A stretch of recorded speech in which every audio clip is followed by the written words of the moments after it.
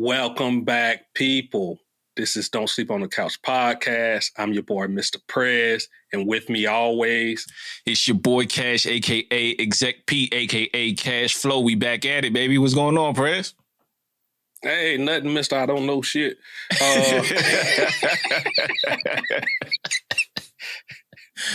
What's good with you? Hey, so man, I'm excited to get your opinion on what we about to discuss this week, man.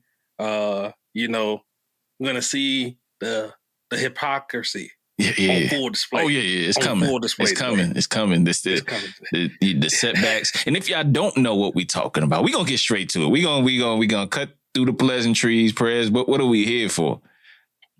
Hey, Cash, for the new people who ain't heard of us, don't know what we do. I'm speeding. Yeah. Guess what?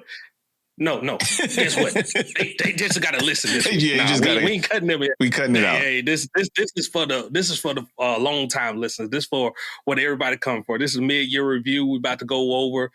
Cash, you want to explain how we're gonna do it for this time frame? Yeah, man. It's the music that we discuss is from December to May, December of 21 to May of 22. We have discussed this amongst each other for years and years, and there's no way a December album can make an end of year list. Therefore, our year is from February to November. December to November. December. And that's how the cycle will flow. So the mid-year review will be December to May. Super simple. We're going to talk about some rap albums. We're going to talk about some independent artists. And we did a quarterly review because there's so much music that comes out nowadays. We just doing that to kind of keep ourselves honest and make sure we tracking stuff because there's just so much that comes out. But, the mid-year review, some things have shuffled. I would highly encourage you to go back and check out how passionate we were during our quarterly review and what things changed, what things made it onto our list that wasn't on our previous list. So, you can really not call out the hypocrisies, but just really kind of how over time things grow on you. You know what I mean? As far as the music goes. So, man, without further ado, man, where do you want to start, Perez? You want to get into the rap albums from people that are, well established, or do you want to get into the independent artists? You saying well established? I don't look at it that way. These are my top 10 albums. All right. I may throw some people up in there that the people ain't heard of. Whatever. If I listen to them and I feel like they deserve to be there, I'm gonna put them there. That's what I like to hear, man. So, yeah, same here. I know we're gonna do a indie top 5 too. I mean, that'd be further to put on, but I mean, if I feel like some artists are really competing on the other level, I'm gonna go ahead and put them where they need to be. All right. So, let's go ahead and get it started, Cash. Number 10. You want to go first or I want to go? Want to flip a coin? How we going to do it? Yeah, man. You should. Yeah, I mean, you can go. Oh, okay. Yeah. That's okay. I'm the challenger. Huh? I'm the challenger. No challenge. This ain't a battle no more. This ain't a battle no more unless you want it to be. Then I'll switch up my 10. All right, man. Number 10, man. Number 10. And this is a big fall off from where it was standing on my mid-year, but it's still making that top 10 list because it's still in the rotation heavy. Yo Gotti, CM10, Free Game. Right? This was a double disc, man. 22 songs. I felt like it's supposed to be his last album. I know he's handling his business on his label side and everything, but he had some great songs on here, man, and I just feel like fully encapsulated like everything that he's about. He started addressing some of the rumors with him and Young Dolph. Trying to think about Dolph. Yeah, him and Dolph. With them coming at him about, somebody's trying to associate his name with the murder of Young Dolph, and he's kind of saying like, nah, he was never like that on that. So, man, this album, man, was full of like some of those, like the back part where I started off last time on the first one, it had a bunch of those like kind of soulful type mixes or reminiscent of a la Heatmakers type songs on there.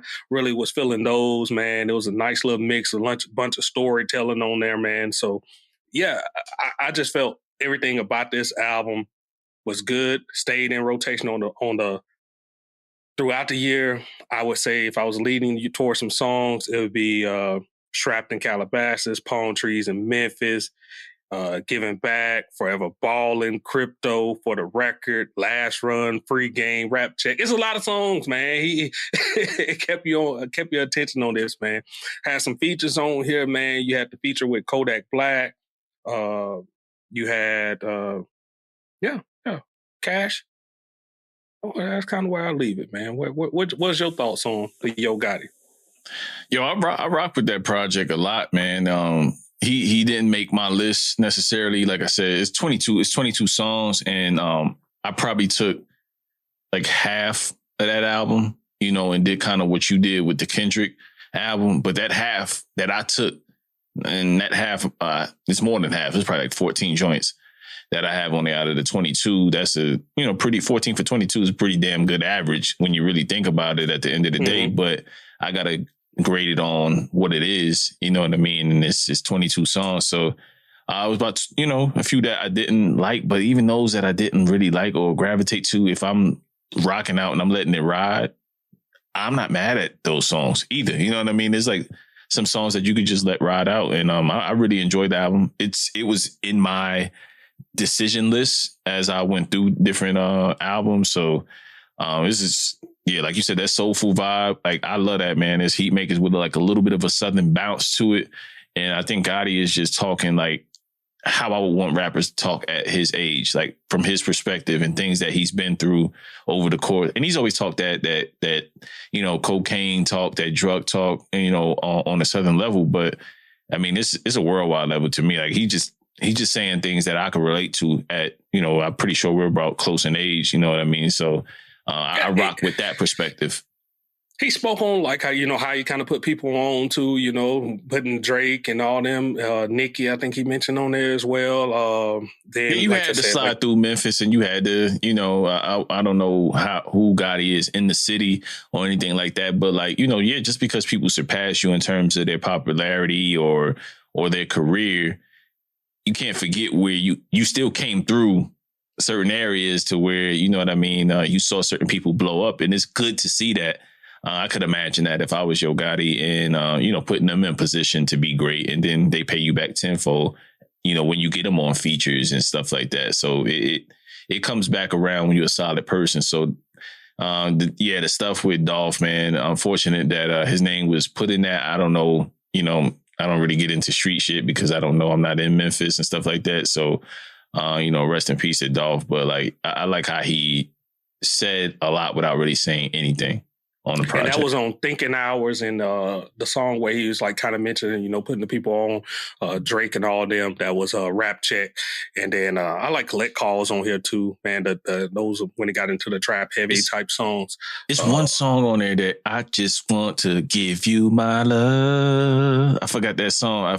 I just want to give it. Come on like that, and then I was in and he just starts with that little stance like. If that song comes on my playlist, because I have an annual playlist that I keep of just the songs that I like the most, I play that shit back like at least 2-3 times. Like, I love that beat. I love his flow, and I love what he was talking on there. You know what I mean? Just that fly shit, that OG talk, man. I enjoyed that project a lot, man. So nice pick. Yeah. All right. You, number 10? All right, man. Number 10 for me is ESTG.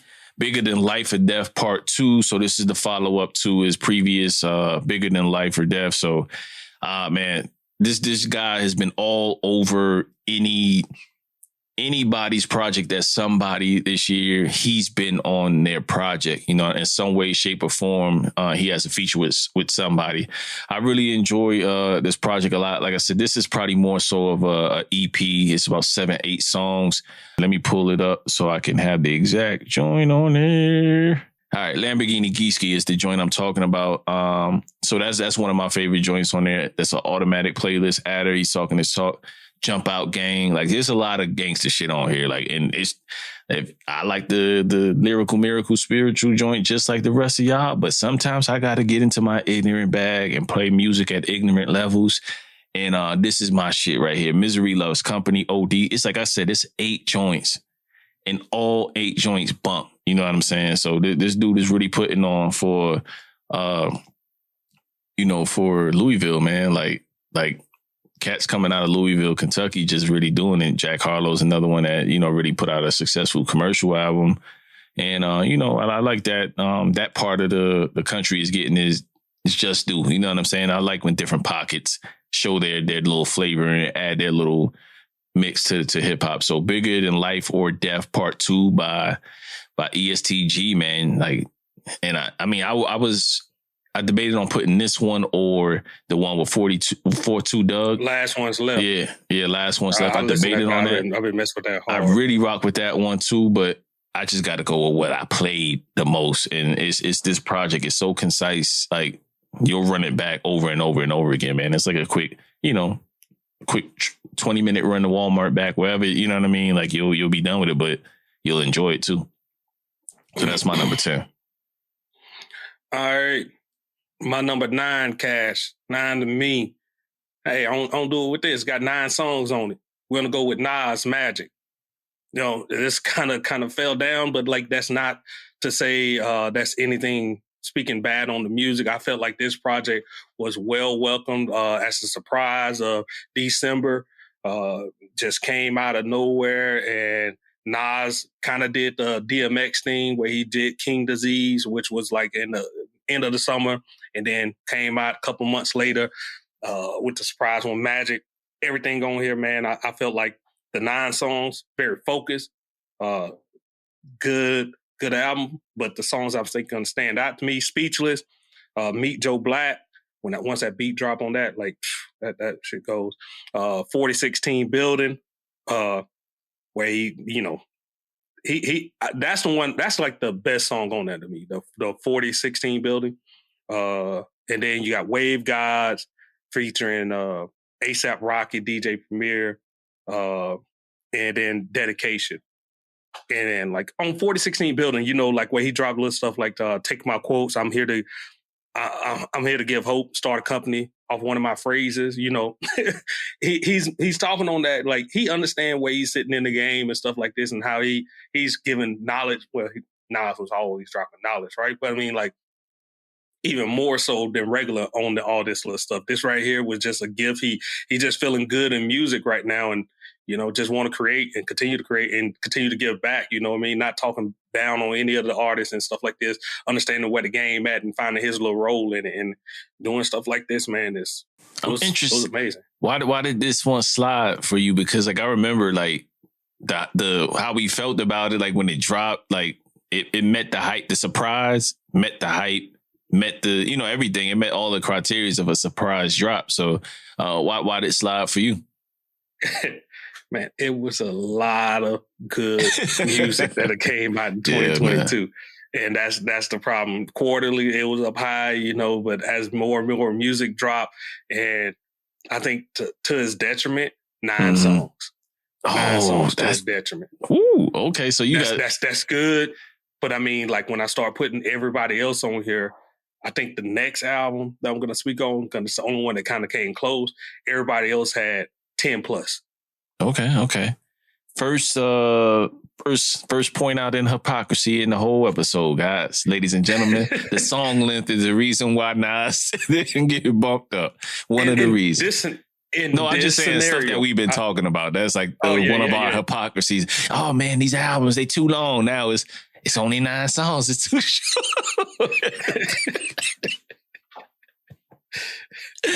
Oh man, so that's hypocrisy. Point number 1, song length. Got it. All right, so Nas at number 9 for you. Yeah. Okay, magic. All right, number 9 for me is Che Noir. Food for thought. This young lady, man, she's phenomenal, man. Like she did all the beats on her project. I didn't know that she made beats like prior to this album.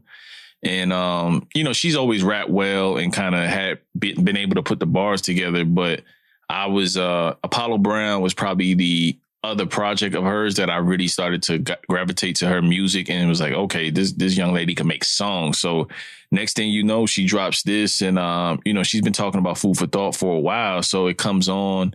Has a lot of good skits that mold right into the song. So it kind of fits where she's at in life. She's talking about the loss of her brother, which, really affected her. You've seen it on social media if you follow her, just kind of her trials and tribulations with that loss and how it affects her. And it's kind of all throughout this album where she mentions it every now and then. She also opens up about really mental health and going to see somebody about, different struggles that she's going through. And that's just another good thing about a lot of artists nowadays that are really opening up and just saying like, yeah, I have these traumas, these things that I'm trying to work through. So I enjoyed that. But some of the songs on here that I rock with was Table for Three featuring 38 Special and Ransom. That's a hard one.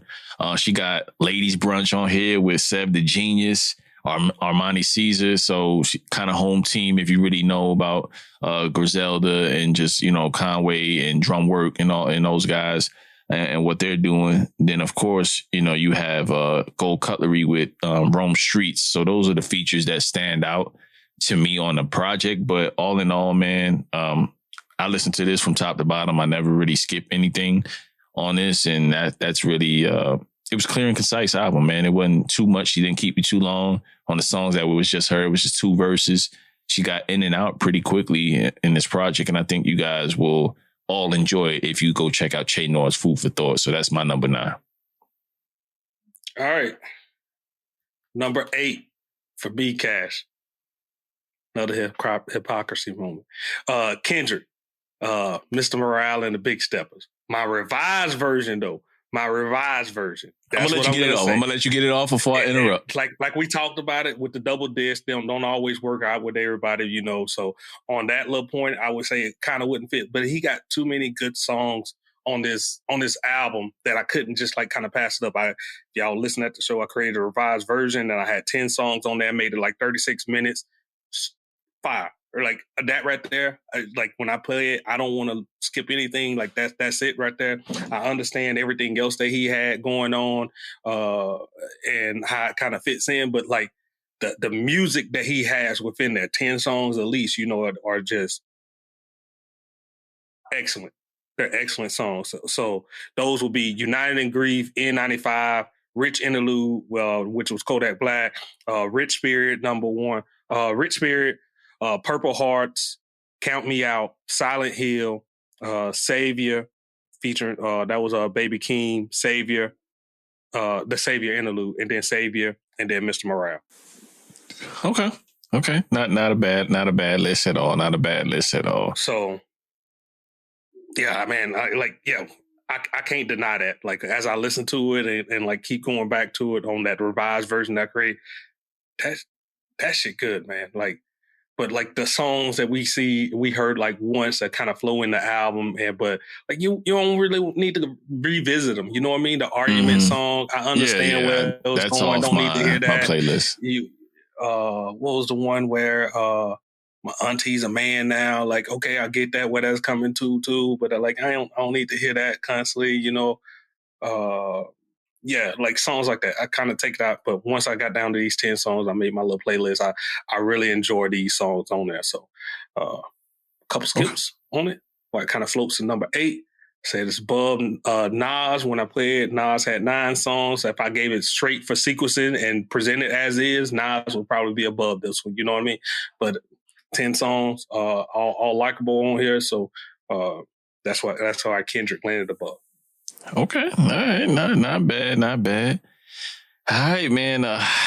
You know me, man. Right down to the last minute, I gotta make my picks on where I want to rank them. I like to rank them while we air. You know what I mean? Because it makes me make a decision right away. You know what I mean? So number 8 for me is La Russell.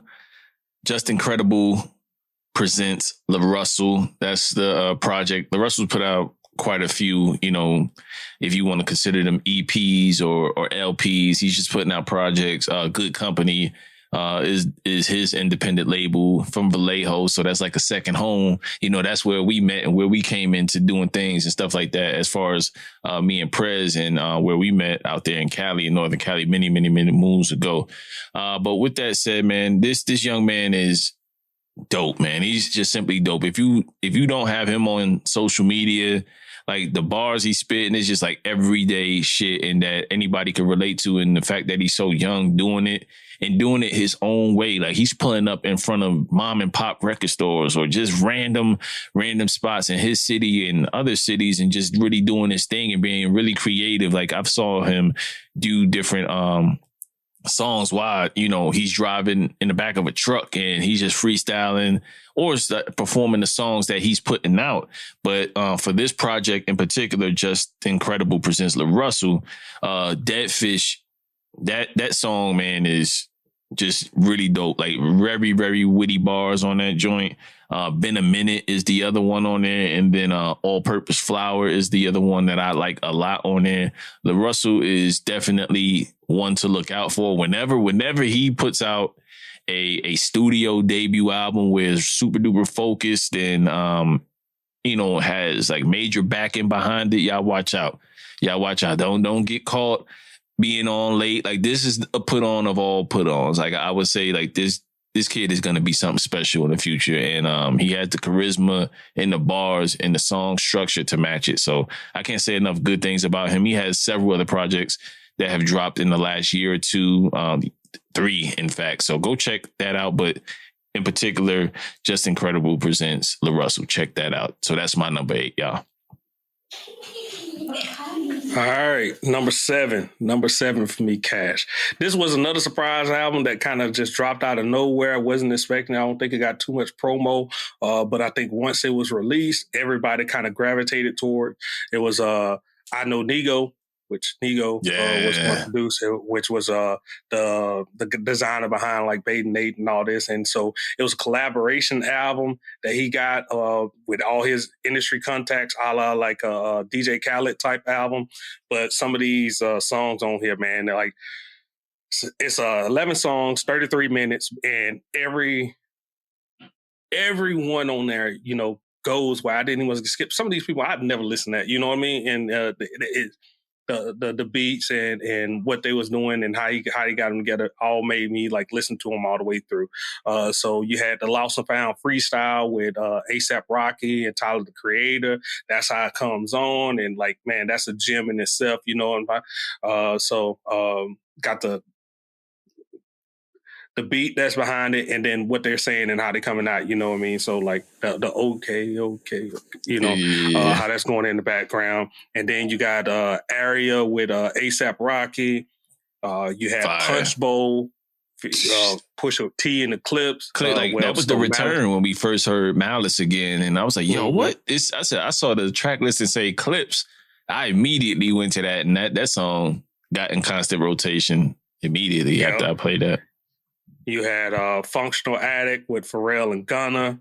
You had Wanted Bad with Kid Cudi, which me personally is probably the low of the album for me. That song right there, and I'm a big Kid Cudi fan. So like, but I still will acknowledge, like, compared to all the other ones, like that one kind of, you know, if one had to come off, that would be the one. And then you had More Tonight with the Teriyaki Boys, which. never heard of these guys. Never heard of them either. But the song though, the song slap. So you had Paper Plates, Pharrell and A$AP Ferg. You had Hear Me Clearly with Pusha T. You had Remember, Pop Smoke, and then Heavy with Lil Uzi Vert, another person I dabble with, hear his music time to time. I ain't never really like the full album of his.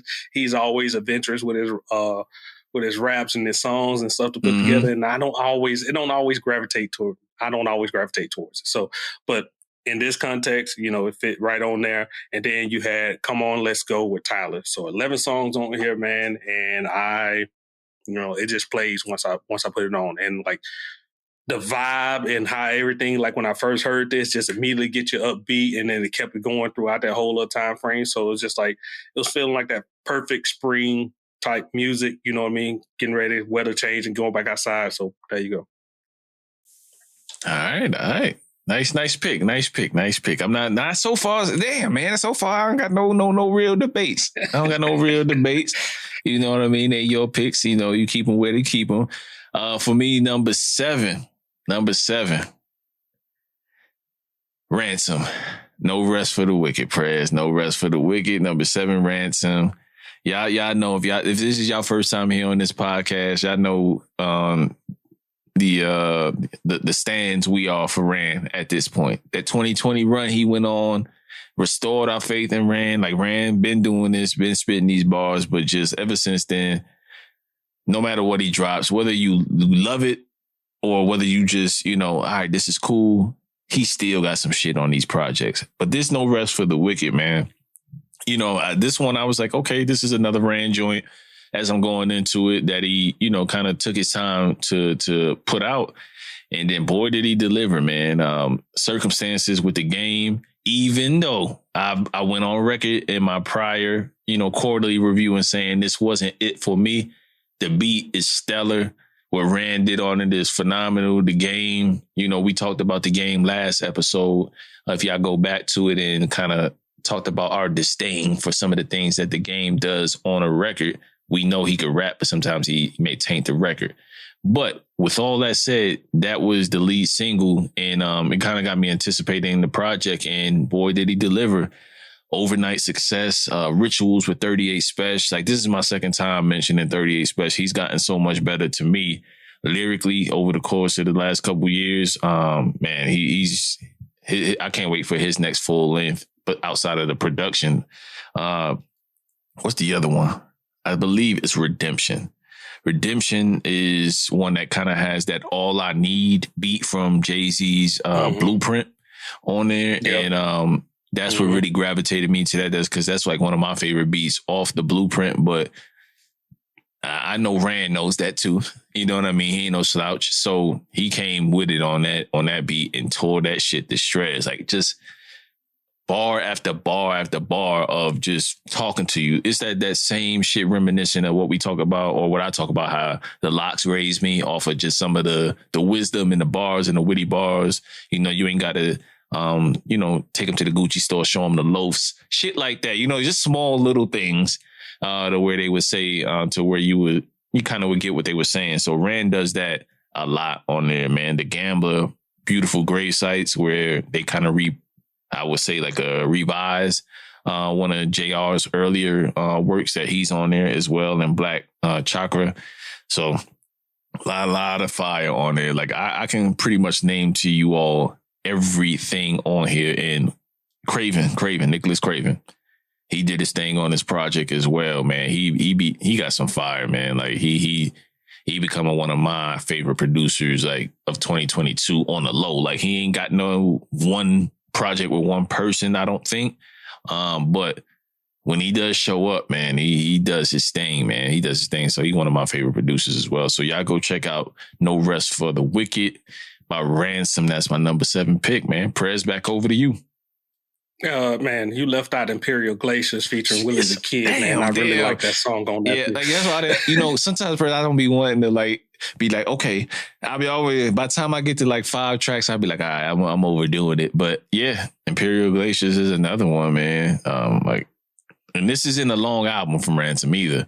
You know what I mean? Yeah. This is like, 10, 11 joints on here, and he out of here. You know what I mean? So you can't get tired of it. It's just bars. Ain't no whole lot of hooks on here. It's just good ass music, man. However, he throws a hook in there every now and then. At this point, I don't even give a shit.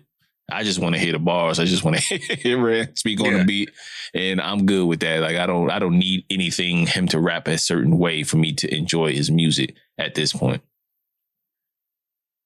So number 6 for me, man, and I'm glad this one kind of stayed on the list. It was one of the anticipated albums, looking forward coming out, and I don't feel like he disappointed, under-delivered. I don't feel like he got too lost in the wash where he kind of fell off this little list already from all the other music that came out this year, and that'd be Pusha T. It's Almost Dry. It's 12 songs, 36 minutes, man. Just him getting back with like Pharrell, doing a lot of those heavy synthesizer tones over a heavy bass. We did a thorough breakdown of this album. Man, I damn near every song on here I like, and I just go all the way through it. But Brambleton, Let the Smokers Shine the Coupe is like one of the big standout for me. Dreaming of the Past, Neck and Wrist. I mean, that was the one featuring Jay-Z that everybody kind of said like, Jay-Z didn't really deliver on it, but I still love the song altogether. Just so you remember him just going through his storytelling, even from the beginning on him when he's talking like Brambleton, like, you know, the whole come up of his crew and how, you know, you kind of lose alliances or who you cool with and stuff like as time goes on. And he also talks about that Vlad interview with his homie that went on Vlad and pretty much discredited that's up in there. Yep. So yeah, that was on the Brambleton track. Call My Bluff, Rock and Roll with Kid Cudi and Ye. I thought that was like good to see them on there. You know, maybe the last time after the beef they going through, who knows what we're gonna get from them. Diet Coke was a great single to start this one off, and that continued to go on there. You had Open Air, and then at the end of this, man, he came back with Malice, man. Man, that right there, I thought he came in like he must have been out the like game he ain't that lost long. a step, bro. Like he ain't lost a step on there, man. Like, and he said that shit too. Like, what did I miss? Oh man, like yo, Malice came on. Like that's probably my favorite song on the entire album. I think I was on Twitter the other day, Prez, and somebody said it, and I'd love to give him the credit, but I just can't remember. But I think Into the Dome was his name. Into the Dome. I follow him. He has a lot of debates on Twitter. I can't get into all of them because I'll be there. I know if I entered it, then I have to commit to having a conversation for the entire thread. And but yeah, he's really dope in like some of the stuff he curates. But anyway, he said like the intro and your outro have to be like very stellar. So Brambleton and what's the name of the last song on there with Malice? It's fine. Intro, outro. First song, last song. I Pray For You. Yeah, so those two songs are important because they probably can really be like the strongest two songs on the entire album. I'm not saying they are, but like how you start and how you finish say a lot about you as the artist and how much you care about the album. So yeah, man, that's my number 6 as well. I really enjoyed that album. It's Almost Dry. Let the Smoke Shine and Coops, like you said, that's a fire that one. baseline knocks, man, on that one, man. Bro. And then it's the other one was Call My Bluff. Man, that shit is so simple as far as the beat. Yeah, but like he again, man, when you give a artist Pusha T's such an easy sound bed to really do his thing on, it's not hard for him to deliver in that way. And producers, I'm saying this with my artist hat on now, don't send beats to people with a whole bunch of shit going on all the time. Let the artist be the artist. Let the artist take it away. Because Call My Bluff and a lot of other beats on this project are very simple and straight to the point. The artists do their work on it, and it sounds really good to me. My initial complaint about this project, though, was the mixing and the mastering. But then ultimately, after, seeing a few interviews and stuff like that, that's what they were going after. Apparently, as far as a certain type of sound, and not to be so polished studio wise. So with that said, all right, cool. I don't agree with it. You know what I mean? As far as what they were aiming to do, but nevertheless, this shit sounds dope. The only song on there that I kind of was iffy about was the joint.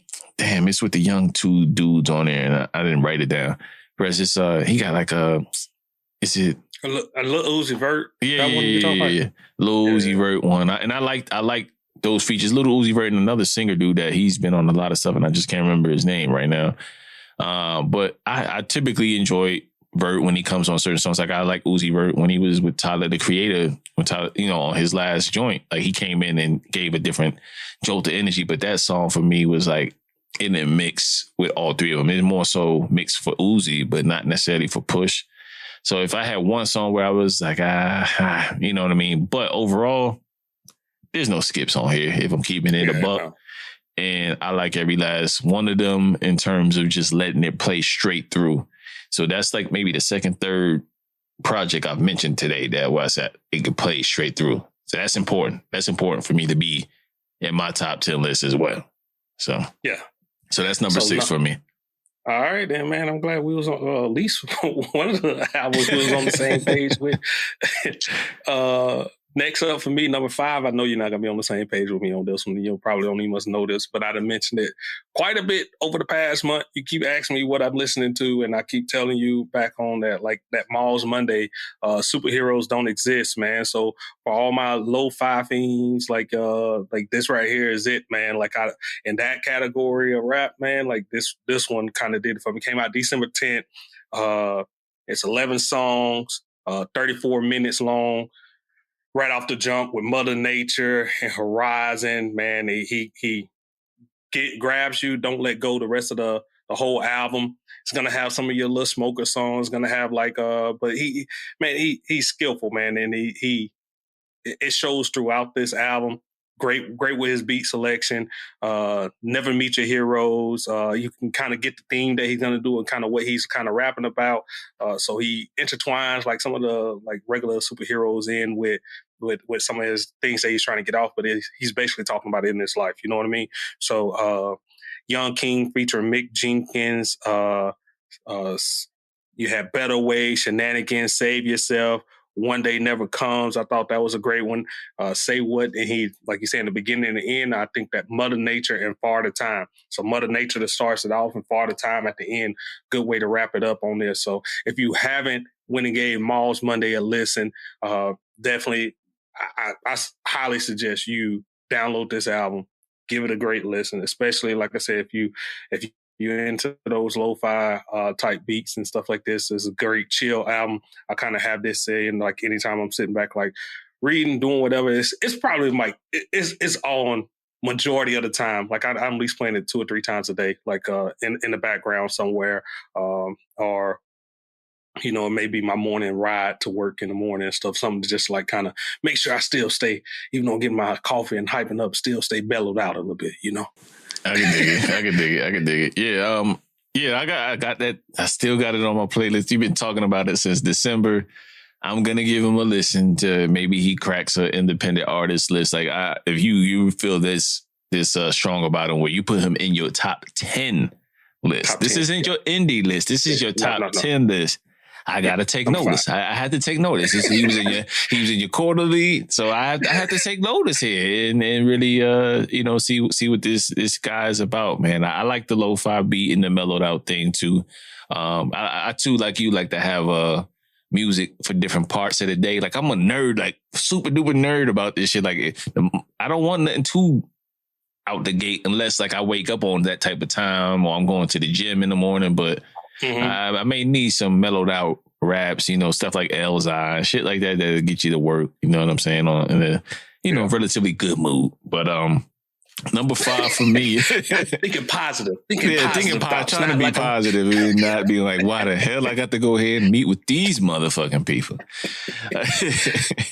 But number 5 for me is Conway the Machine. God Don't Make Mistakes, man. This is number 5 for me, but like this could be easily number 1. Like, it just varies. It just depends on the day that I listen to it. And the reason why I say that is because I had such high expectations for it and low expectations for it. Now, you'll say, Cash, what the fuck are you talking about? You know what I'm saying? How do you have high and low expectations from it? I had low expectations from it because it's on Shady Records. And Shady Records was, I keep beating this to a dead horse, but I'm saying it because I want to show love to them doing good work now. You know what I mean? To really, it seems like maybe they're getting out the way a little bit in terms of trying to put what they think is hot and giving it to the people who are hot and just giving them that little bit of touch and touch of love. You know what I mean? And I could see that, you know what I mean? So it looks like on this project, Conway really went and got people that he respected. And I initially, on my quarterly review, I wasn't a fan of some of the people that he chose as far as the OGs. He has one of my favorite rappers ever, Beanie Siegel, on there. It's hard for me to hear Siegel with his current, condition and how he has to rap in terms of just like his vocal cords and everything like that. But even after just sitting back with it and getting out my own way, I like that joint. I like the one with him and T.I. I like the one with, who else he has on here? So those are just the two ones I had an issue with. But overall, man, Piano Love is one of my favorite joints on here, man. Like that beat is just fire. That beat is just fire. It makes me want to rap on it. Tear Gas with Rick Ross and Lil Wayne. That's another joint on there where I was like, dang, he has a lot of guys on here. But after listening to it and on a loop and just kind of letting it vibe out as I'm preparing for this and seeing who's gonna fall where in my list, I'm like, yo, this shit is really dope. Like, I got to get out of my own way. Like, sometimes my hypocrisy will rear its ugly head. Like, why do you got this many features? Why are you doing this? Why are you doing that? At the end of the day, I got to just get to the point of, is it good music? Like, is this a good track? You know what I mean? Did everybody come with a good verse? Or, you know what I'm saying? So when I come down to that, you know, God Don't Make Mistakes is everything that you possibly could want in a debut album, so to speak. He has Jill Scott on here, which is probably, Jill Scott may have verse of the year. In my opinion. And I know that's speaking very highly of Jill Scott, but she has some shit on here that you would not even think that Jill Scott would say, Prez. You know what I mean? Like, if you listen to her music, you know she gets very vivid and detailed in terms of her R&B. But Rap Bag? Boy, I need to hear more. I need to hear Jill Scott rap album at this point. I'm clamoring for one at this point because that verse was so phenomenal to me. Maybe I was just taken by surprise, but it just is a really dope verse and I enjoyed that. Last but not least, I got two more. So Much More is Chanel Pearls, was the one with Jill Scott. So y'all go check out Chanel Pearls. But standouts, man, are all throughout this album. It just depends on what mood I'm in. Stressed hits me in the points when I'm stressed. God Don't Make Mistakes. The track that he goes out on detailing how, you know, when he got shot in the head and not thinking that he would make it or ever be the same or ever be on this level to really rap. And, you know, now he has murals and stuff like that, paintings of him from people who really not enjoy, but like really don't care about how his face is. It's unique. In terms, so, you know, he took a very, very, very negative and near fatal situation and really brought it to life. And God Don't Make Mistakes. This is going to be firmly, this will not leave out of my album of the year. I don't know who's going to drop or what's going to, come about, but this probably will never leave my top 10 list for the year, man. So God Don't Make Mistakes at number 5. Yeah, and I kind of get what you're saying there. You're constantly going back and you're trying to right a wrong that you did a couple years ago, you know, with the J Electronica, when you saying like too many features don't mean nothing, all this little stuff. I get what you're saying, Cash. A Written Testimony is a goddamn classic.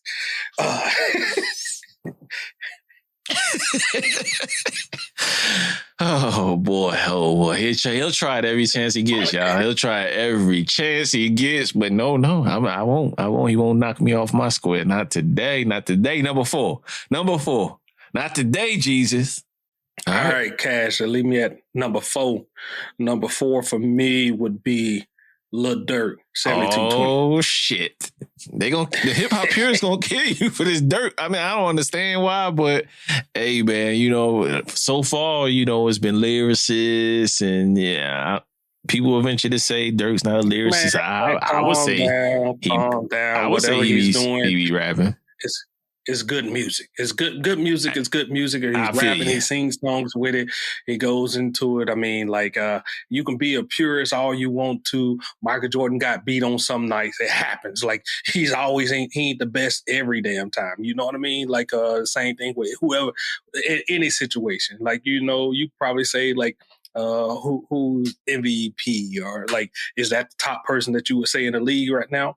More than likely not. You know what I mean? They just had somebody else probably had a better game than them. It happens, man. You gotta appreciate what it is, man. If you just want to be stuck in one sound and that's it, and you don't want to hear, then why should everybody take your opinion anyway?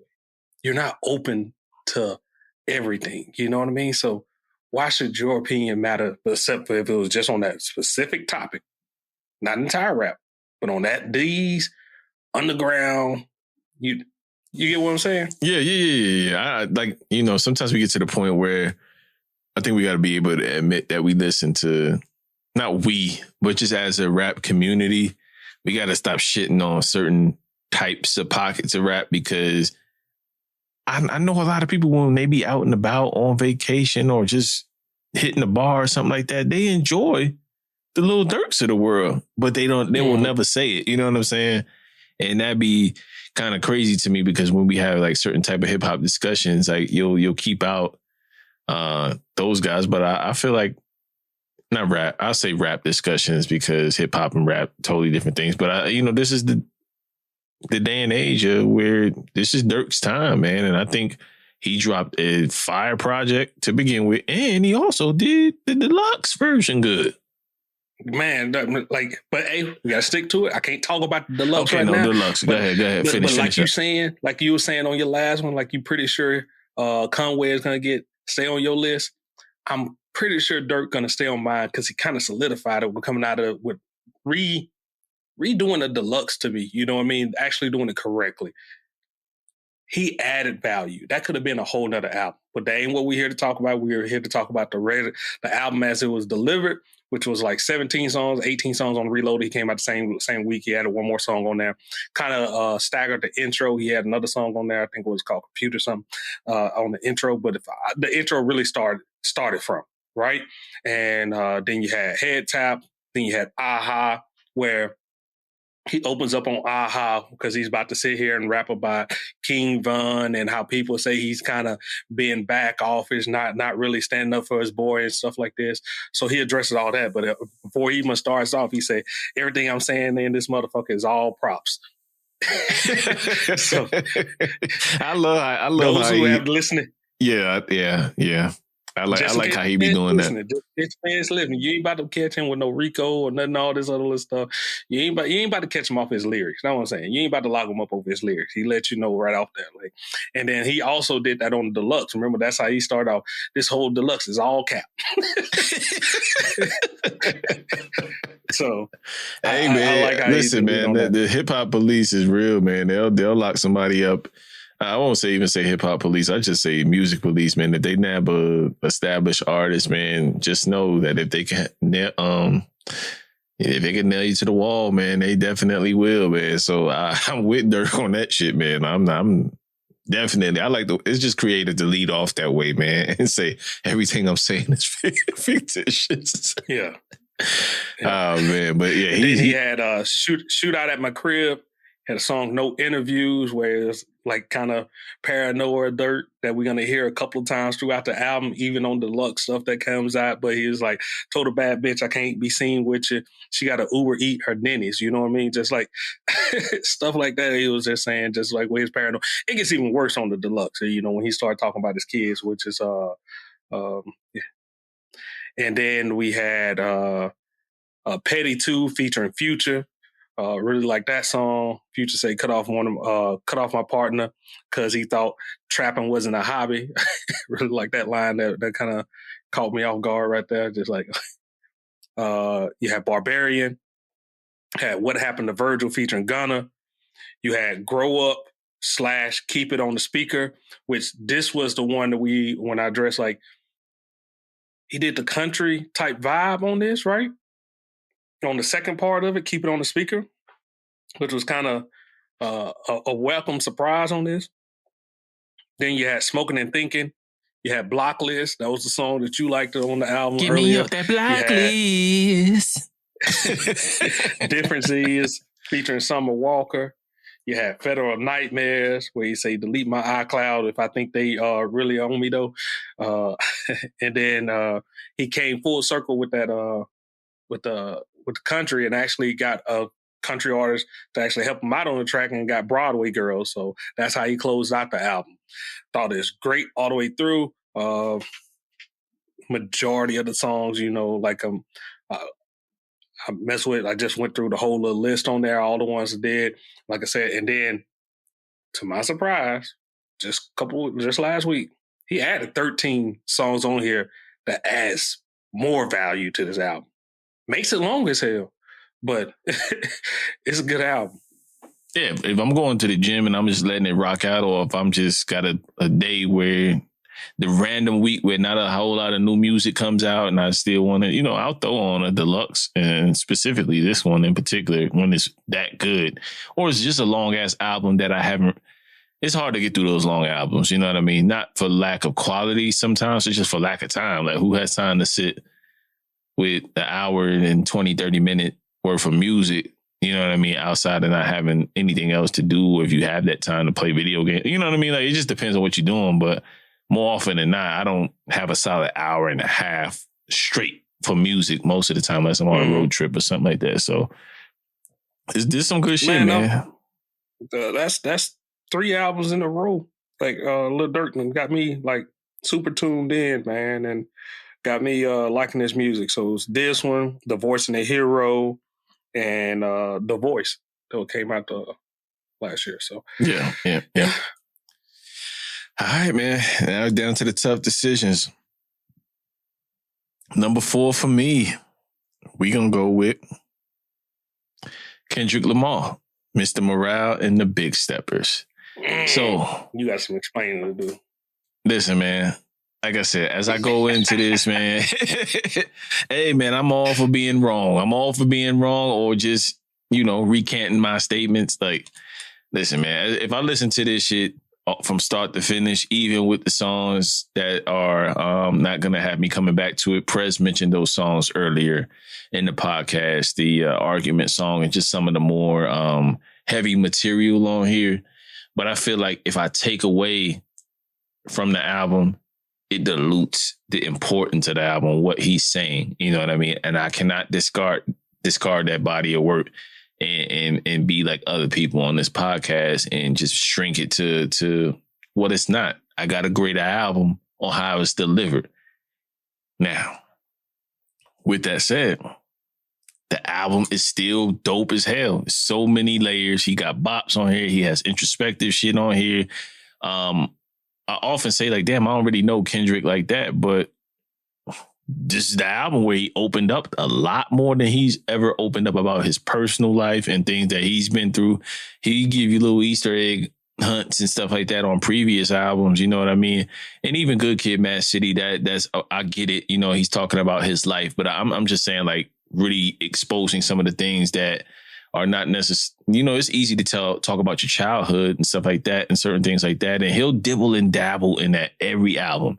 I'm not saying he hasn't done that, but for this album, it's like in its entirety of his album from his perspective as an adult with kids now. So with all that said and kind of tapping back into all those things, the features were on point. Like, y'all listen to this album. You know what I mean? It hasn't been out of rotation. I hear it on the radio. I hear it when my lady's playing it. I play it often. You know what I mean? It's just in constant rotation. It has been since that time.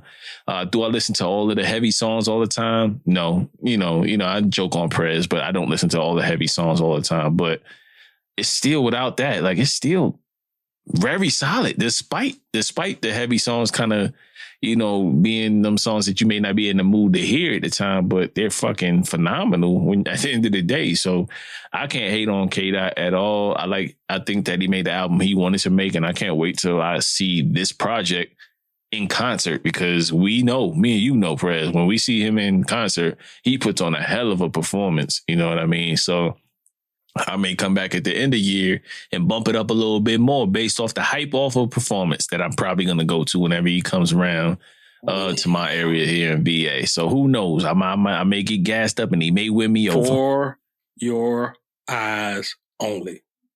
We went to that concert. What did we do when he got to those songs? We we went to get some beers. Straight to the bar. We went to the bar.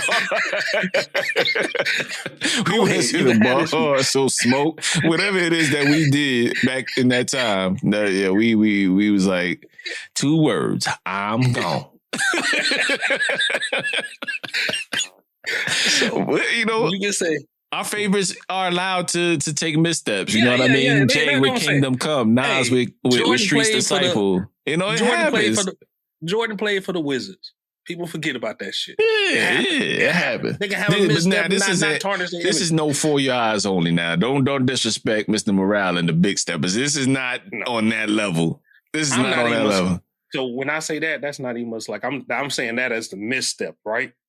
The album we're gonna talk about from now on, when we talk about, they're just completely bum, is honestly Nevermind. It's not in my top 10 or nothing like that. I still, don't go to it, but man, I got a funny story for you offline with my dad, man. He was like, Drake made a house music album? Oh, I'm going to download. He was like, he was so excited, bro. He was so excited. I was like, shit called me over. I was like, yo, what's happening here? Yo, my cousin came up. They came up, right, to visit, to help me with some stuff around the house. And my cousin was like, he played that shit all the way to the crib. I had to apologize. Like, my bad, bro. Yeah, man. So I guess he gonna throw that in all his sets. You know what I mean? So what you got at number 3, man? What you got at number 3? Number 3, man. This is the hard one, man. I feel like all these are interchangeable. I like them all equally. You know what I mean? Each one has a track or two on here that I, wear the fuck out in my car, my headphones, at the gym, wherever, like, and they're all strict. They all add strengths to the artist I'm going to mention. So, but this one's going to hurt. All right, number 3, Kodak Black, Back for Everything, 19 songs, 57 minutes long.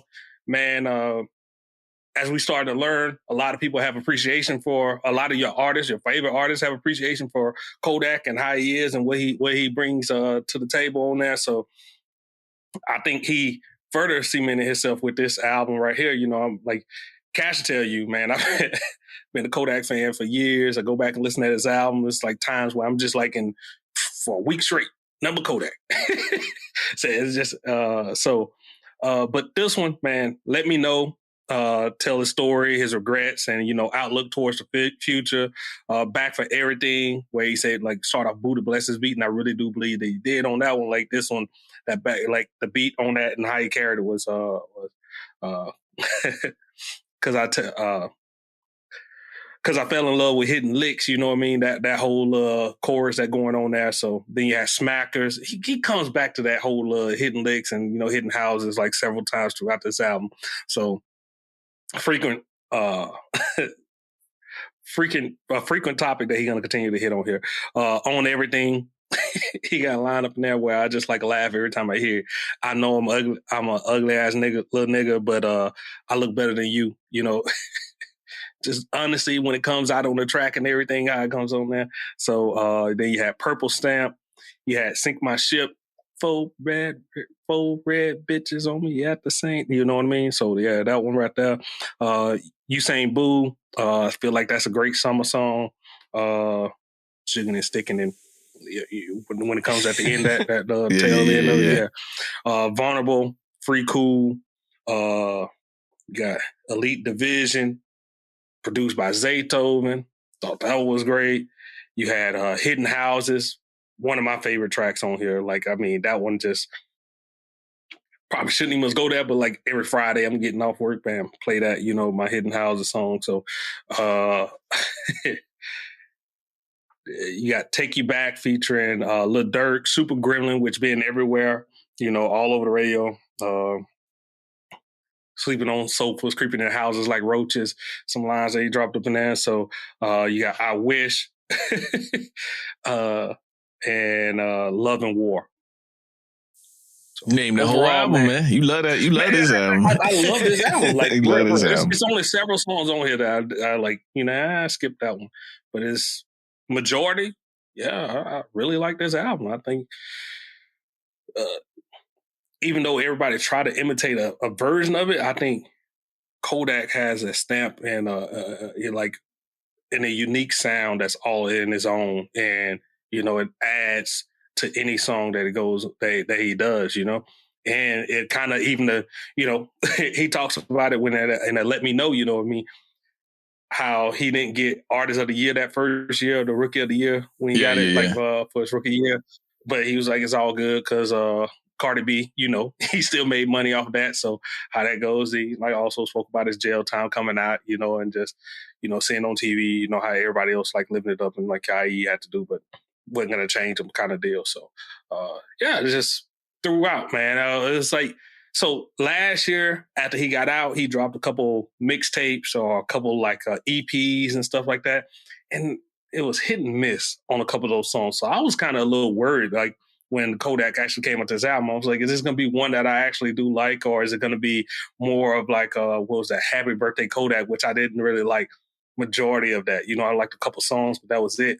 So I was a little nervous about this, but when it came out, I was like, no, this is great music. I was like, did he lose a step by getting locked up? Because he was addressing a lot of issues and stuff that he was having on in those other EPs with the people around him, not really holding them down, and just being as people get in the industry and they kind of grow, those type of stories. How your crew kind of fall aside, people that you meet along the way ain't truly genuine. Some that you even must have earlier, they just want your money or something like this, so they find any and everything to try to take from you, trying to sue, do whatever, not true intention. So yeah, he addressed a lot of that in his EPs last year, but on this album, like I felt like, I don't know if it was him being on Kendrick. Kendrick actually showing some appreciation. J. Cole constantly shouting out his name and stuff like this. Like, I don't know if that helped, or the other artists, that he came and did features for, kept building back up his confidence and everything. But this right here, I think we got the best of Kodak. So you got Dirt and then followed by Kodak. Again, I joke and kid, but like I would venture to say that if this isn't your type of lane and stuff like that, and you enjoy the podcast and like, the more lyrical driven. I won't even say lyrical driven, because I feel like with those two in particular, I feel like if you listen to what they're saying, they say the same shit that I would want from a Push. You know what I'm saying? Mm-hmm. Like they say it, it's just not as up north. It's either it's in their style or their twang, so to speak. Kodak more so. He a Florida kid. He speak how he speak. And, I spent a lot of time in the South, and I know a lot of dudes that are unapologetically them. And that's what I like about his music, because he don't sound like a whole lot of other people. You know what I mean? Like, when you hear Kodak, that's Kodak.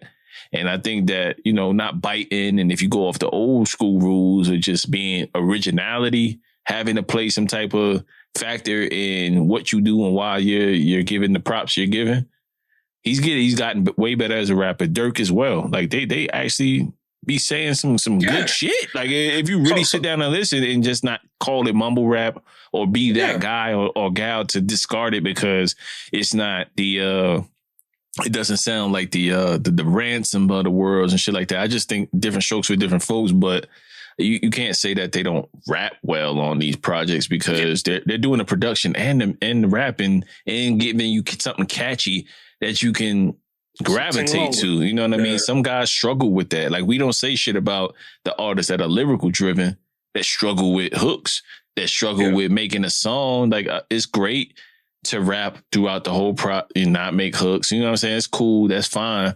You know what I mean? But I don't know if you ever creep up out of that zone, or whether you want to, creep up out of that particular pocket that you're in when you don't do the hooks and shit like that. But you got to give credit for putting together songs and really, people really gravitating towards them. Like, it's not because they're not rapping well. That's just my 2 cents. Like, I Wish. I know he got a couple bars on there where he said, told my son I won't let no one kill me because I promised to take him to Disney.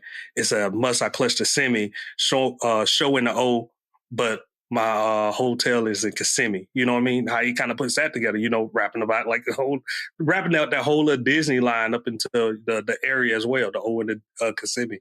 So like, he can do he got it. He got, that's a scheme. Like, so that's a scheme. Yeah, that's a scheme, man. But most people aren't even going to get past track 1, 2, 3 that listen to a certain pocket of rap that are set in their ways. So if you're set in your ways, then you won't welcome new music, man. And it is what it is. I don't give a shit. But anyway, man, where we at? We at number 3, right?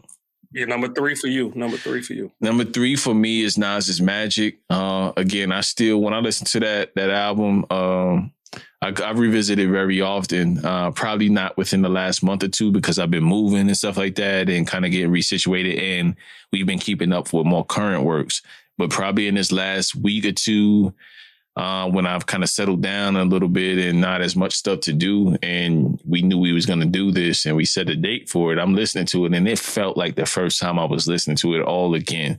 You know what I mean? When Drop, surprisingly, he came through in a clutch and really delivered. And I'm like, yo, how much does him and Hit Boy really have in the can? Because I haven't heard Nas sound this great on 3 straight projects. I don't, you know what I mean? Like, there's always some little disdain for what he does and, or, you know, people trying to critique. But really, King's Disease 1 and 2 and Magic, overall, people have given these things high praise, and even people that want to hate on the production or hate on Hit Boy, hey, maybe Nas should get back with Large Professor or maybe go back with Primo. No. When you have a good thing and a good synergy going, yeah, if you want to hear Nas from Primo and Large Pro, go listen to his old shit. Because whatever Hit Boy's doing right now, he got this man sounding like he's revitalized and he's sipping from the fountain of youth.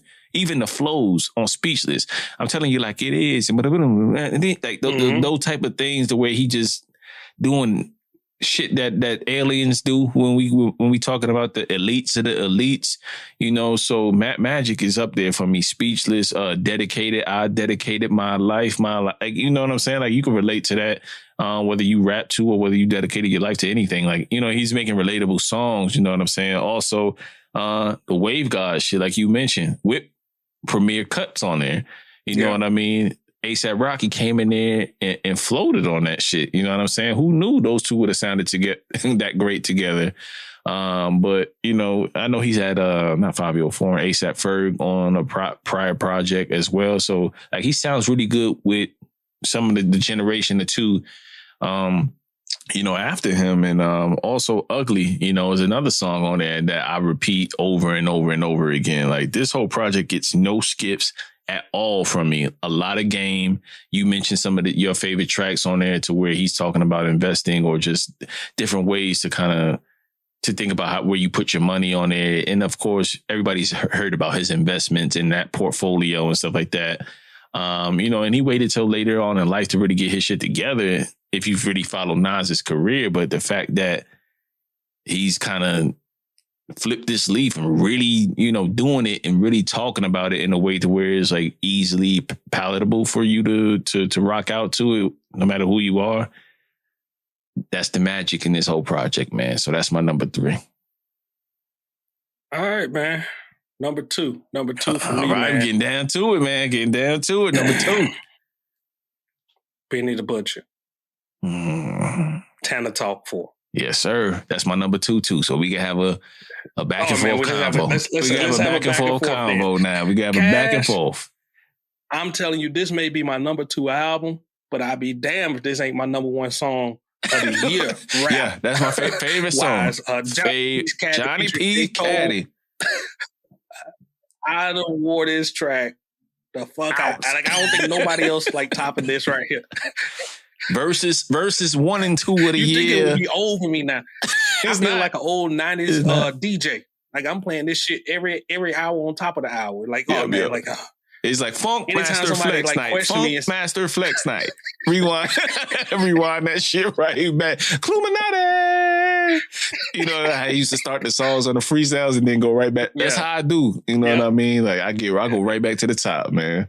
Man, just that the battle with him and J. Cole, and I think I lean a little bit more towards J. Cole, but I mean I appreciate the song overall, and I judge every artist, big name artist, off this one song this year. If you tell me you really doing it, you got to come to this level. And I haven't seen nobody like, you know, on song, like Jill Scott for me. Jill Scott is close for me with it, but, you know, but that's the way I feel about it in terms of what she was saying in the verse. But go ahead, continue on. I mean, you could tell me, oh, this person did this person talked about this in the rap and all that.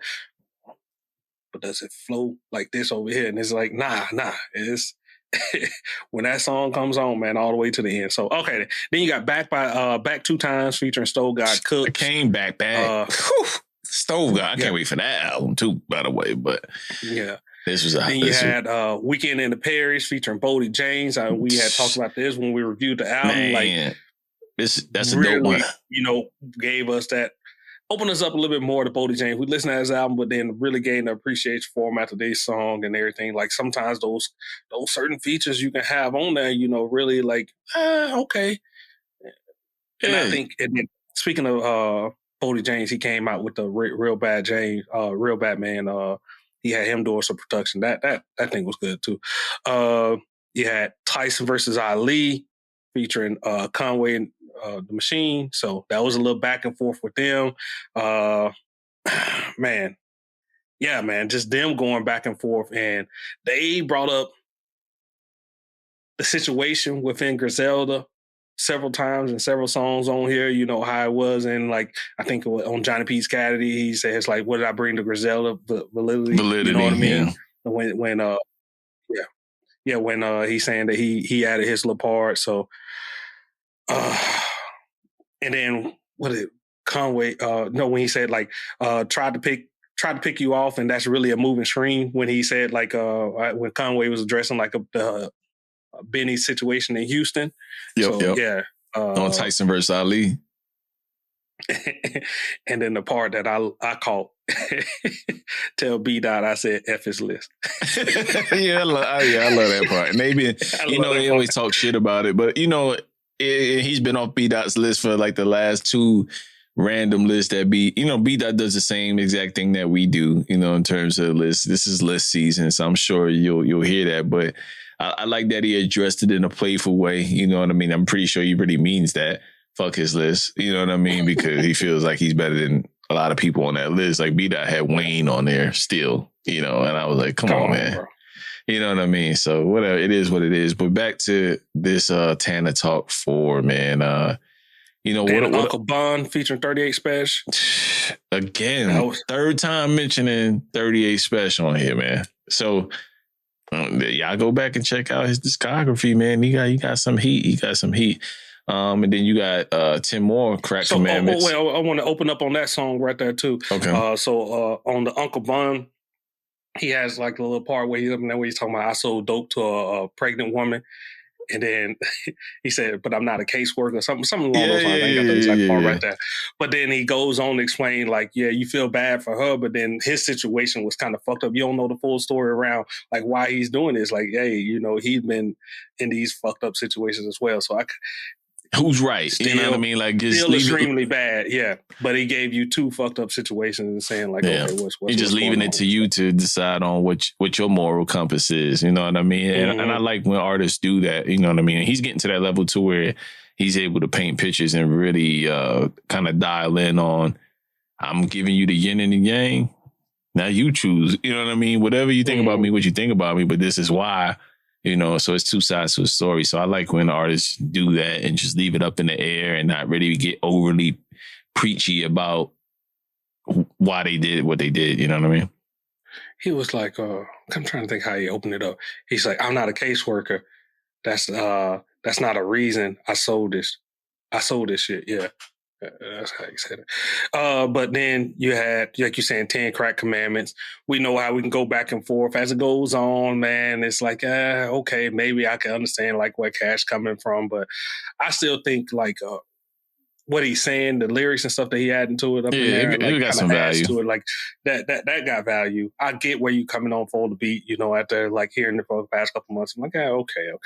It's just like I think it has his highlights in terms of just the social media aspect of everything, how he updated the commandment. So on our quarterly review, I don't know if I can't even remember if I had him on the list at the time or just outside, but I know you had him on the list at the quarterly review of everything. And that I was like, yo, man, I'm listening to 10 more Crack Commandments and that shit just is like a head slap. But this one, it had to grow on me, and it grew on me. You know what I mean? I'm not as I ain't got as much to say about it, but it has its highlights. You know what I mean? It's definitely not a skip track by no means. To be able to have the balls to do that, I got to give you some credit for that, because not a lot of people could do 10 more crack commandments that are actively rapping. I could think of probably 3 to 4 people on my hand that could do that now, as far as rappers that are, I won't say Benny's new, but like he's a newer wave that can kind of carry that torch. Maybe him, Conway, and Push, if Push ever wanted to do that. That's something I thought Push would have done long time ago. But long time ago, yeah. It is and what it is. And then you got Throwaway's Revenge, which, man, throws like where he kind of has to speed up. The production on this was a little bit more upbeat, and it kind of sped up, changed up his flow, where he had to, to match the sound. And this was showing like his versatility on the track and his versatility, and and I just like the way he showcased it and and he just flowed on the beat, man. I thought that was like just adding more to, showing that he ain't just like kind of boxing in, even though Tana Talk 4 is the street type album. You know what I mean? That's kind of how he's been having these. So Throwaway's Revenge on there. Then you had Busta Nick. Where he said like no love songs, I kept it gangster 24/7. Yeah. When he was calling out everybody else in the industry, just saying like, hey, you did it this way, I didn't have to do it that way. I didn't have to make a love song. I didn't have to go pop. Yeah, just so you remember. Do remember. And then you had Mr. Child's House. Mr. Child, whatever. This joint. He spoke on the Houston thing again on this one, right? And when he said, spent your down payment at Mr. Child's on a Tuesday. Now that's a feast. So when and then he at the end of this song, like he was breaking it down, the whole situation of Griselda. He said, they say West is the brains and Benny is the star. Conway is the silliest with the bars. Well, I couldn't agree more. You know what I mean? Because a lot of people have been kind of pitting them against each other. They noticing that the business side of it. Conway is at Aftermath. Benny has his own little thing. And I think this all started around that Conflicted movie, around about that time frame. They started noticing how everybody was doing their own side of the business. Naturally. They all these separate artists. I love how they always come back and address it, though, and, kind of saying like, hey, man, we can all do this and continue to make money and continue. But Griselda is still here. We're still together. We are own men, you know what I mean? And I think that's dope, too, because you have to expand. There's other people you may want to put on. Like, they forget, like, we not going to... If any team blows up like they have, they got their own peoples too. You know what I mean? Like, you can't assume that it's just going to be them three together all the time. Like, they got their peoples that want to be put on, that they rock with. And it's only natural for businessmen and artists to evolve. And you want to get the Rick Hydes of the world and the, Sev the Genius, Jay Skis,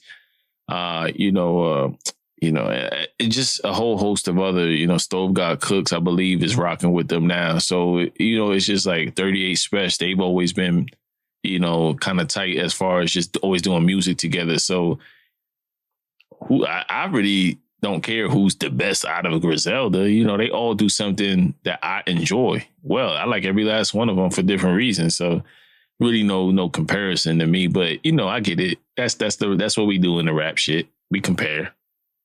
Yeah. Okay, you got anything else to add on that album? No. I think we summed it up together, man. Just top to bottom, I enjoy this album a lot, man. I could put this on any mood, and I'm gonna let it rock out. You know what I mean? But it all starts. I ain't gonna lie to you about this, Cash. I ain't gonna lie to you at all. He could have just had Johnny P. Caddy on there, and I would have said this the whole fucking album. Like, this shit is amazing. Like, it kind of got a little cheat code at the beginning, man. I really do appreciate that song. And you said it could have been just Johnny P.'s Caddy, and you would have let it rock out.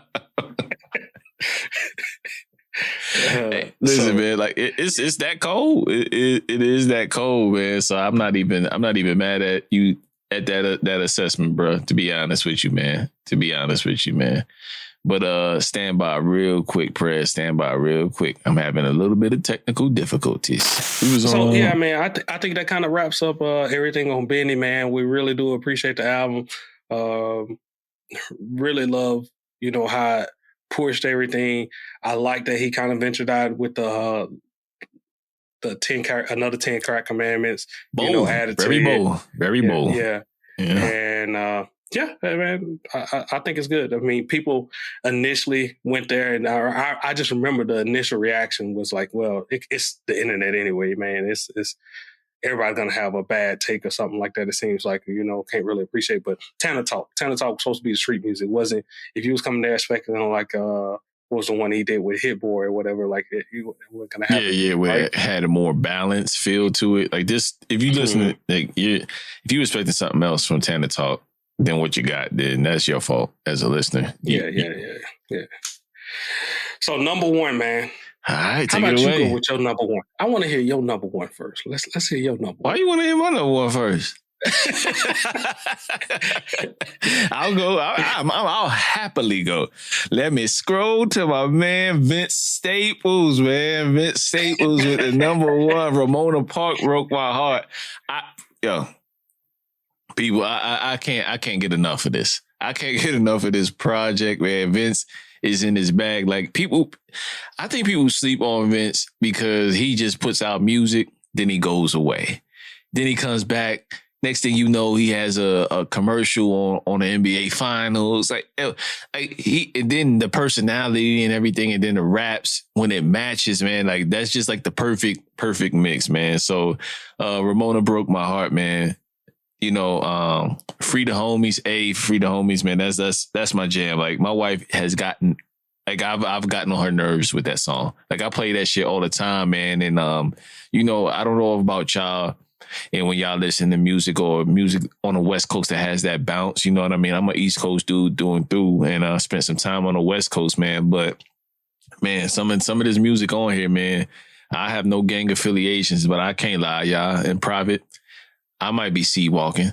I may be doing a little gangster boogie to this every now and then, especially Free the Homies. That's my jam, like I said on there. But he really kind of dives a little bit more deeper into a lot of other stuff on the project as well. He has joints that are good for the springtime, summer, man. And then he has joints where he's rapping, but it's not like he slowed it down a bit, man. Like when Jay was like, I want to be Talib, Khalid, that whole, but I've been rhyming. Yeah. I've been rhyming like, yeah, that whole, listen to a lot of rap, y'all. Lyrically, so I want to be like Talib Kweli or either Common Sense, but I paid 99 mil and they made. Yeah. So that's kind of how my man, Vince is rapping now. You know what I'm saying? He's really rapping to the point of where he's doing different deals and he's doing different things. So much shit behind the scenes that like I could really hear it, and I could really hear like the freedom in the music, man, and I enjoy it. He has a lot of these series in his projects to where he's talking about where he's from and just really kind of bringing you into that. And I don't think Kendrick and TDE, they do a good job of bringing you into where they're from, whether it be where J Rock's from or whether it be where Schoolboy Q's from. Like they bring you into that zone. I think that he does that every single time he names these projects, specifically an area and where he grew up or spent time coming up. And, how he chooses to tackle it is in a very witty way. You know what I mean? So I enjoy it every single time I hear it. When the Sparks Fly, that's another dope joint. He has a joint with Ty Dolla $ign on here called Lemonade. That's a fire, like just laid back. Like this sounds like, I ain't been to LA in a minute, but this sounds like, Long Beach, LA, and I know those are two different areas. I'm not from there, y'all. Don't kill me. But those are dope. And then of course the joint he got with Mustard called Magic. Like this whole shit slide from top to bottom. I got nothing bad to say about it. I play it almost weekly since it dropped. You know what I mean? And that's been for quite some time here. And I know, Prez, you got your thing to say about this Vince Staples and how it's so poppy and this, that, and the third. But, sometimes for me, that's my bag. Like if you can make an album that's not necessarily so, I won't say not lyrical driven, but like when you start making songs like this, that's when I have like a really, really, really big appreciation for artists, because it's so hard to walk that line in terms of, oh, this motherfucker done went commercial. Like, we always want artists to be what we heard them as and what we first fell in love with them as. And I think I like the evolution of Vince Staples throughout his whole entirety. You know what I mean? And, you know, if you ever watch an interview from him and anything like that, like, you'll know he probably don't even give a fuck about this. He was like, really? You know, he probably would say, really? You think this much about my music? You know what I mean? I think he would think that way. But, you know, this is like right up my alley, man, in terms of just tackling every area, you know what I mean? In a good way, in terms of the song structure of everything. Like, I can't say enough good things about the song structure and how this album just flows. I'm glad you feel that way. Appreciate you being able to articulate that very well. And, you know, that was good, right? Summertime I always got Summertime 06. Always have Summertime 06. Can't take that shit back. I got it. Nope. The streams count the same. They count the same. Yeah, exactly. So, hey, he made that. Obviously, it was for you. Summertime 06 was for me too. It just, you know, just shows how diverse my palette is. But I digress. Yeah, man, I do like how we've been on this list. You know, we had, I mean, none of this, like, we did not discuss this at all before this, I'm telling y'all. So how our list kind of landed at the same on two of the ones with the Pusha T, number 6, and then, you know, at Benny, number 1. But then I had Benny at number 2, but our number 1s being so far off from each other. The person I got wasn't on your list. The person you had ain't on my list at all. Like, and I know who it is, and I'm not gonna be mad. I think I know who it is. Like, we ain't mentioned. Oh, let me guess. Is it Future? Hell yes. And I'm not a Future fan. I'm not a Future fan. I can tell you right now. Like I always like. I know he sold. I know he go there. I like a song here and there, but I like, as far as like liking a whole album, a whole project from Future. Yeah, honestly, it's really, I haven't loved any of his previous projects, but when this came out, man, it's like, it's no denying, like, all these songs as I played it and going through, like, even some part of me just like, why are you liking all these songs? Like, I wanted to hate. I couldn't hate on this shit. You know what I mean? Like, you wanted to hate. I'm just saying, like, I know. You wanted to find some type of fault. You want to find something wrong with it, and I could not find anything wrong with this, and I couldn't, like, you know, I was like, well, why do I, like? It's just good music. And sometimes that's all it is. It's just good music, man. And it's just if we had 15, 20, I don't know where he would land if we had another 10, but he would be in there, because this ESTG, Earth Gang, when I'm in the gym, like, I'm listening to those guys. So, like, my streams would probably tell a lie, because, you know, go consistently. But yeah, like, I puffing on Zooties, both of the Drake collabs. So yeah, let me go into these, man. Yeah, it's 22 songs, or hour and 8 minutes.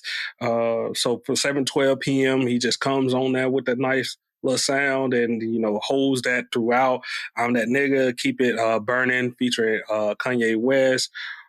For a Nut with Gunna and Young Thug, Puffin' on Zooties, Gold Stacks, Wait for You with Drake, Love You Better, Massaging Me, Chickens with ESTG. That one probably like my favorite song on here. Yeah, so, that's a tote now.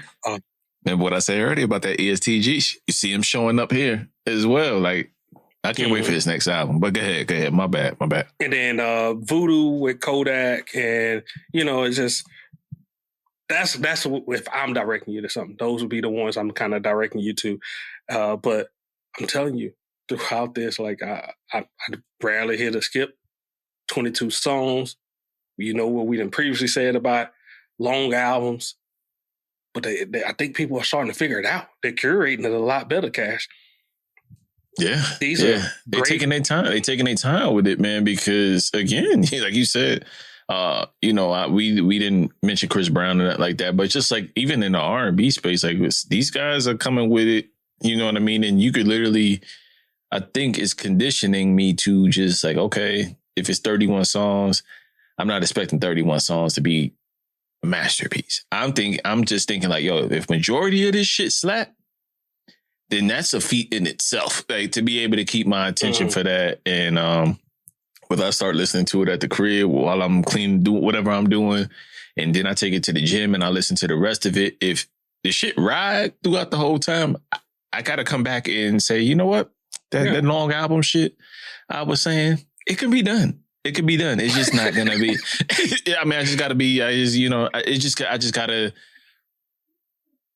gotta speak on it from when it happens for certain albums. You know what I mean? And say, all right, you know, I can't generalize this. And that's kind of where I'm at. I can't generalize long, short albums. If it's effective and it has replay value, it's going to win out at the end of the day. So there goes my RRR critical analysis of us being hypocritical. You know I mean, but like, you know how I say Johnny P's Caddy, you know, constantly come back to have all the replay value. That'll be this whole damn album, man. Like once I play it, like I'm listening to this thing through and through. And then that's the goal, like I said, for my top 3 albums was pretty much that way, but this one more than the other ones, like I think. And much as I wanted to push Kodak up here, and I really liked that album, you know, it was just like being honest with myself and what's going through it, like, this is it. And I've always been around the people who've been like kind of champion Future, and I felt like I can always like I say, pick it apart and stuff like this. I can't find no flaws with this one. And give it up to you. Future has won me over on this. Like, hey, this is it. This is a great album.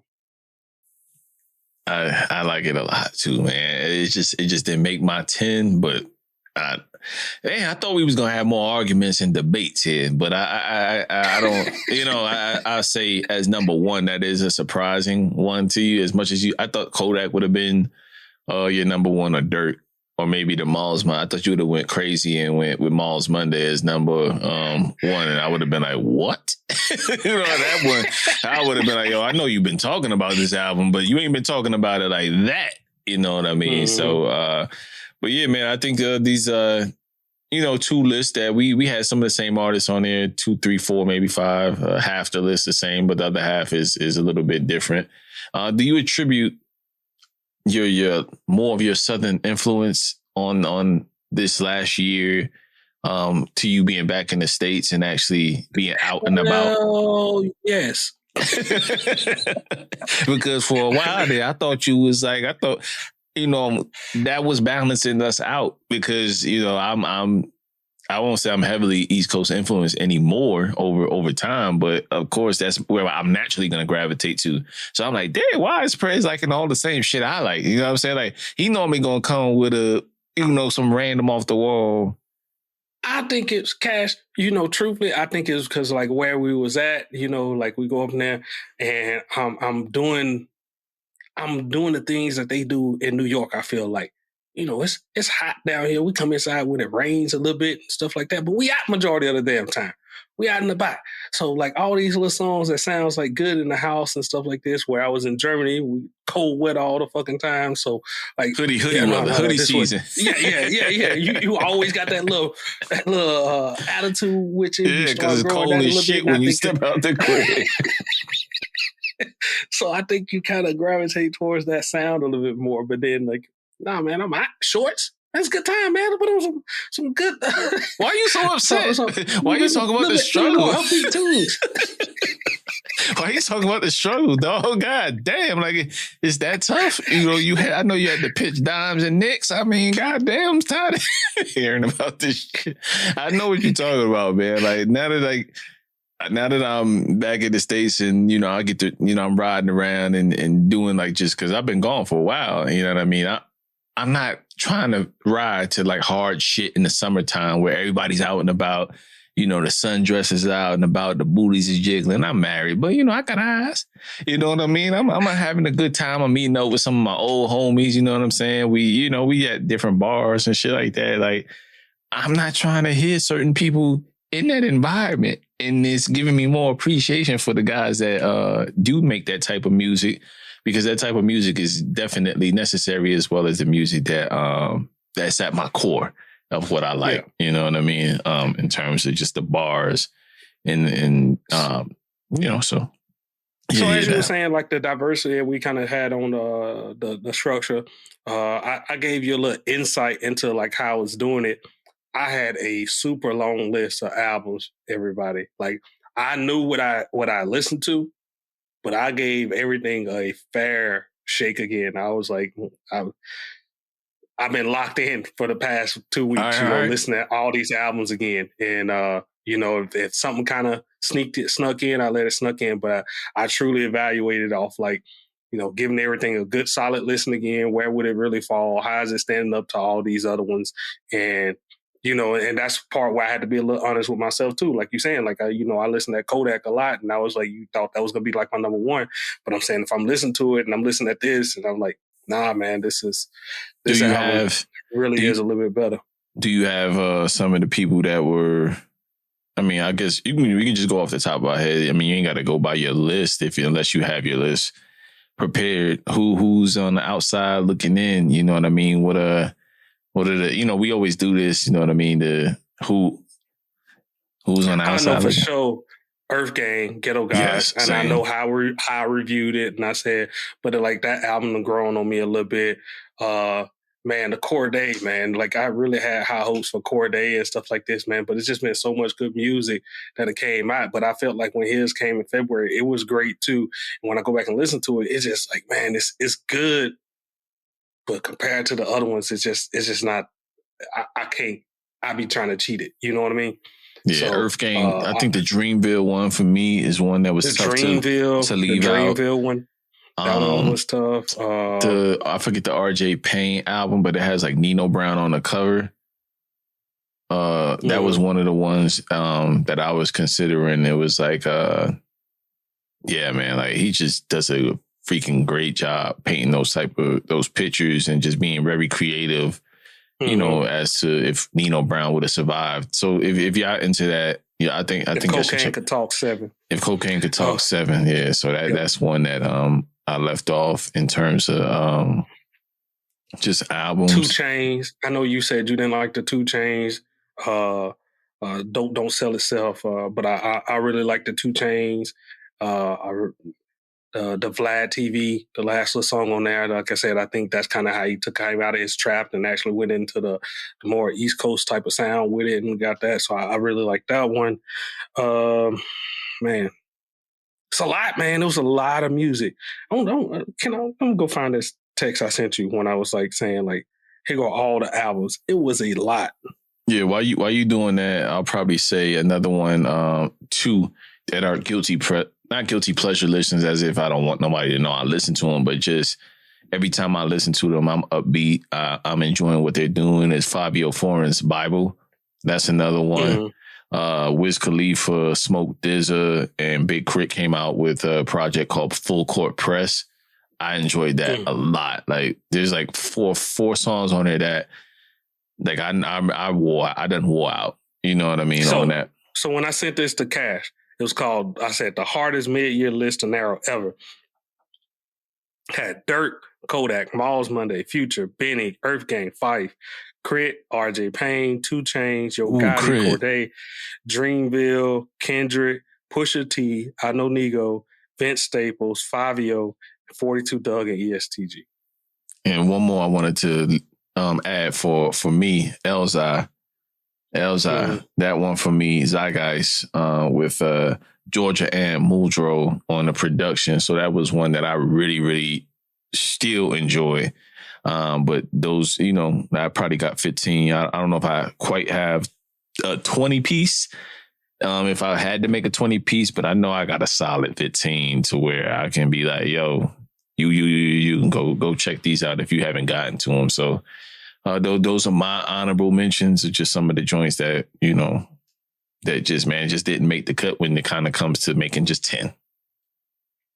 Hey, and then I wanted to like all the albums that we talked about and all the artists that we just mentioned and just anybody who's been putting out. And 2022 has been a great year, man. I'm glad that we have this many songs to actually kind of choose from. I know like it started picking up last year, but I mean that little portion where we had like without a lot of music kind of being produced because of COVID and stuff like this. I'm glad that we're out of that little hump and now everybody's getting back on. And I think 2022 is going to go down as like one of the, like it's looking like a great year for music, man. One of the better years for rap and hip hop altogether, man. And we already know how the stature of hip hop can kind of elevated within the United States. And it's like the number one popular music it is. But now you have these people putting out, and you know what else? Like ever since I said that, like it's crazy, you know, like everything used to go platinum back in the day when you actually had to go buy it. Now nothing goes platinum because you're on the streaming service. Mm-hmm. But this is the number one genre. But I feel like, you know, sales wise and stuff like that, they could have been making more money back in the day. So, yeah, I agree, man. You know, but like these acts are torn like a mug. You know what I mean? They're always on somebody's stage, always on somebody's festival. I can't wait to get out and about to the different concerts that swing through. You know, here in VA, where I'm at right now. So I know I got Pusha T lined up for September, October. I'm kind of considering going to that. October 15th. He'll be here, so I'm going. Yeah, I never been to as big of a fan. He in my I know he in my personal top 10 list as far as just ever. So I'm excited to go to that, see what type of show he delivers. I'm not sure, so that would be my first time. Up Ness. Hopefully Ness stick with it, and me and Ness go to that one. Okay, so Push, and then Kendrick, like we mentioned earlier in the podcast. Mm-hmm. So there's quite a few people I would love. Tyler, the Creator, we didn't mention him, but like I still would love to see him in concert because this show looks like it's a blast. And you know, I want to try to, you know, go to a Dirt concert too. I want to see what that's like. You know what I mean? As far as the younger guys that are doing it and stuff like that, and maybe, you know, catch Cole if Cole is still touring. So, but yeah, I got a lot lined up. Playing basketball still in Canada? Nah, man. Nah, you know, Cole just come out just to try out and do his thing, and then he dip. Like, I don't know how he does it. He just dip he just go in, play a few games, and he don't even play a full season. So I don't know what's going on with Cole, but you know, whatever. You know, chase your dreams, brother. Yeah. So we're gonna come back with our indie list that'll kind of round us out a little bit. But let us know y'all top 10. Go ahead, put us in the comments below. You know, put us on, messed up and everything. I mean, went a little different than you probably had imagined, you know, with our number ones and stuff going up there. But tell us if you agree, disagree on it. Tell us who we left out. It's what we enjoy. So I'll repeat, this is what we enjoy. I want all the smoke, but at the end of the day, I'm gonna hit you with it simply. This is my list. Give me yours. I'm not gonna argue with you. I don't, you know what I mean. But this is just, you know. Yeah, you're not gonna I'm not gonna sway your opinion completely and say if you had something number one, it shouldn't change up. It's what you listen to. It's what I listen to the most, and I know what I listen to the most, and what I, you know, is. But we had to put them in number order because, you know, we got to be entertaining, right? You know what I mean? We got to give some type of intrigue. If we would take away all of that, then y'all wouldn't say shit. You know what I mean? So, but yeah, give us y'all top 10 and, you know, provide links and all that. And we'll definitely go check out. I love to be late to the party on dope ass music. So I'm never one above it, even though we, you know, review this stuff every single week. There's shit we miss. There is dope shit we miss from indie artists or just artists, just music in general. It's just too much music out there. So yeah, let's not be combative. Let's share. Let's share. Speaking of late to the party, if this is your first time checking us out here on Don't Sleep on the Couch, go ahead, subscribe on our audio portion on our YouTube, wherever you're going to find us. Just know that we give this back like 4 times out of the year. We do it every quarter. Got the mid-year and the end of the year, probably our biggest ones that we kind of do. But this is strictly, you know, this ain't our regular segment and how it's kind of stitched out. Cash, you want to tell them? I know I said we didn't care about them at the beginning, but you know we really care. We always welcoming new people into our show. So can you tell them what we are? Yeah, we do music, sports. On regular. Right. Music, sports, entertainment, things that happen within, Black culture each and every week, entertainment type stuff. So we'll also interview independent artists or just artists in general that have dope music that we want you guys to kind of know a little bit more about, hopefully sell themselves to you and you go check out their music, buy their music, stream their music, share their music. So that's what we do each and every week. We just try to put on for the culture and for people that are like-minded individuals. And, like I said, this is all started to share music and talk about sports. Like that's what me and him talk about each and every week. So even if we wasn't doing a podcast, we would still be doing the same thing. So it wouldn't change. So it wouldn't change. It'd probably be I wish we could capture some of those talks where we just be unfiltered, but for just saving you guys time, you know what I mean? A headache. We are more structured on the podcast.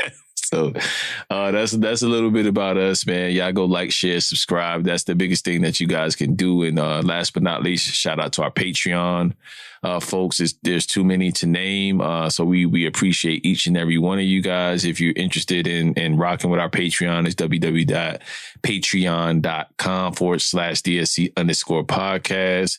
Now that I'm kind of a little bit semi-settled here and we're on the same time zone, Prez and I, we're going to be hopping on for random things. You know what I mean? The NBA, KD just did what he did. You know what I'm saying? So it's 4th of July. So we really, the weekend, we ain't hop on that. But you can look forward to more stuff where we go live and we start talking about stuff on YouTube or our Instagram. So follow us on Instagram at @Don'tSleep_net. That's what it is, right? Yep. Don't sleep_net on Instagram and Twitter. Follow us on those, and you never know when we may go live and just start chopping it up. Yeah, yep. All right, then. Well, with that said, man, everybody have a happy 4th of July. All right. Yep. Peace, man. Enjoy. Don't pull a JPP. Not JPP, JPP. Don't pull a JPP. He still had a good career after that, though. He had a good career after that. And that just goes to show you, man. Yeah, just goes to show you with 8 fingers, he better than people with 10. We out, man. We out. Yep. All right.